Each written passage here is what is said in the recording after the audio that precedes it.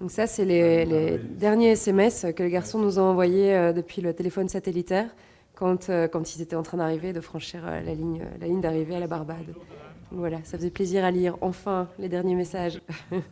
C'est ce qu'on appelle un défi fou, et ça méritait bien un petit SMS, un craquage de fumigène, ainsi qu'un petit cocktail. Benoît Leclerc et Yegor Tarelkin ont traversé l'Atlantique à la rame des Canaries à la Barbade, 5000 km en 73 jours, des chiffres qui donnent le tournis, et l'envie de leur poser une question, mais comment germe l'idée d'un tel projet ? On a eu l'habitude de fréquenter le canal qu'on voit ici derrière ou d'autres champs de course en Belgique. On a juste eu soif d'un peu plus grand, se perdre un peu dans des étendues d'eau plus majestueuses, et donc on s'est dit pourquoi pas se lancer dans une traversée de l'Atlantique.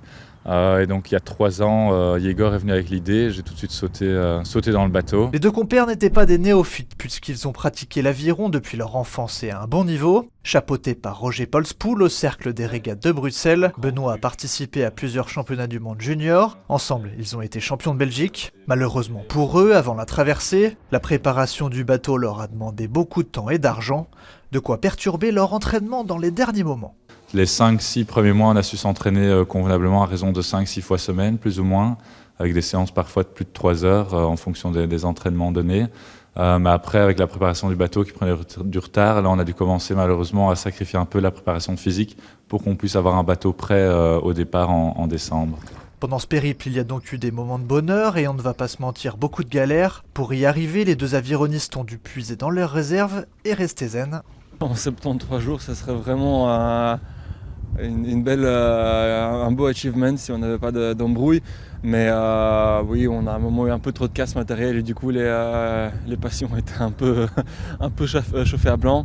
Mais sincèrement, moi je suis très heureux de la manière dont ça s'est passé et je pense qu'on était bien chanceux de se supporter comme on s'est supporté. Les deux copains avaient aussi mis au point quelques techniques pour resserrer les liens quand la nuit tombait.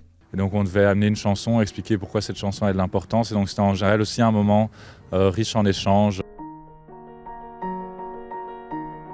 Après avoir vécu à deux dans la promiscuité autant de temps, l'arrivée à Bruxelles en pleine crise du coronavirus est très particulière. Mettre cette distance sociale est quelque chose assez nouveau et assez étonnant, et il faut prendre le temps pour intégrer ça. Or justement on n'a pas ce temps-ci et j'ai trop souvent le réflexe d'aller vers quelqu'un et de voir la personne qui fait un mouvement de recul et se dire ah oui effectivement il y a ça en plus quoi. De quoi donner l'envie à Yegor de repartir prochainement pour une traversée avec sa copine Marlène et cette fois-ci en voilier.